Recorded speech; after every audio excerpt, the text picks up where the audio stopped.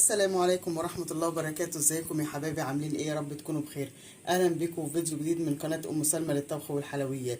لو انتم اول مرة تتفرجوا على الفيديو، يا ريت ما تنسوش بقى تعملوا لي اشتراك في القناة وتفعلوا زر الجرس ليصلكم كل جديد.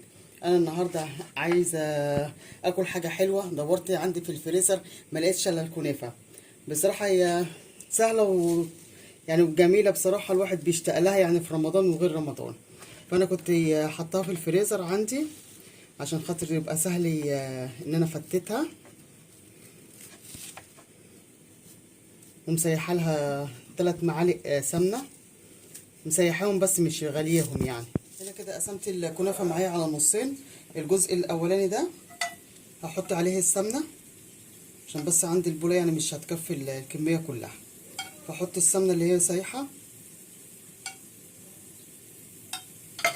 وابدأ ان انا افرك فيها كده واشرب كل الكنافه كده معايا بالسمنه. وانا عندي حله حطها على النار فيها العسل، كوبايتين شاي وسط، سكر زيهم ميه، عليهم نص ليمونه يغلى اهو معايا. واول ما اطلعها واول اطلع الصينيه من البوتاجاز هحط عليها العسل على طول اللي هو الشربات.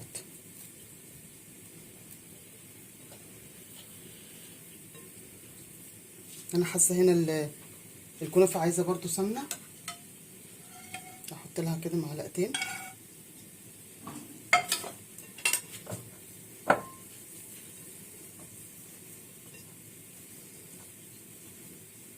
نص كميه الكنافه حطيتها في الصينيه وقعدت ادوس عليها قوي، وبعد كده رحت عملت نص كيلو لبن ومعلقتين كبار نشا ومعلقتين كبار سكر عشان اعملهم مهلبيه.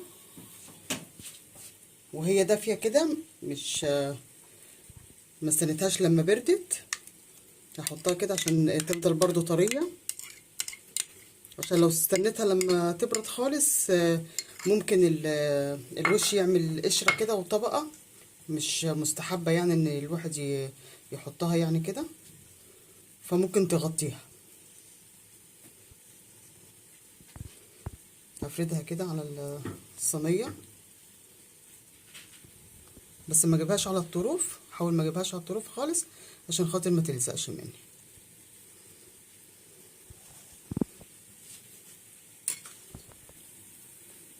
عندي بقى الجزء التاني برضو هعمل نفس الموضوع، هحط عليه برضو السمنه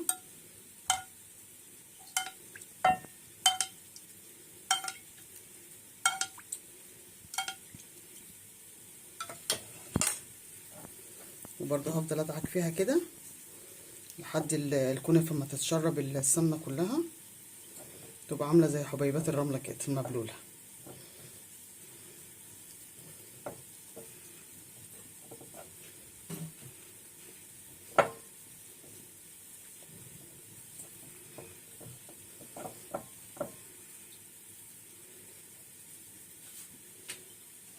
هحط تاني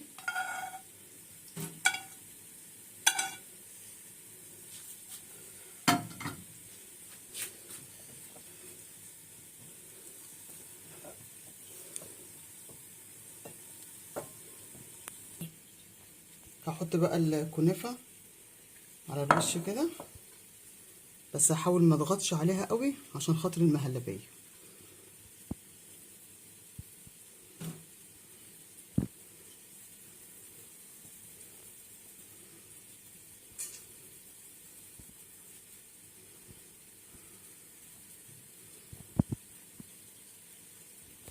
سويت الوش هنا بتاع الكنافه، هحطها بقى في الفرن عشان انا مشغله بقى لي شويه. تمام، واول ما تخرج من الفرن هوريها لكم. الكنافه معايا من الفرن، بس طبعا مش نفس الشكل اللي انا طبعا هقدمه بيه. هغطيها واقلبها على الوش التاني كده. انا قلبت الكنافه، برضو هحط في الصينيه معلقتين سمنه وهرجعها الفرن تاني.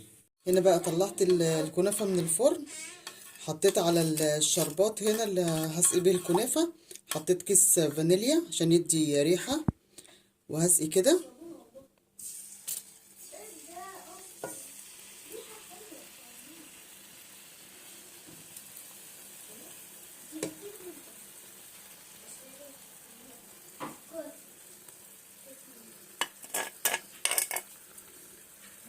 انا سبت الشربات لمدة نص ساعة يغلي، بعد كده طفيت عليه عشان يبقى دافي، والكنافة لسه طالعة من الفرن.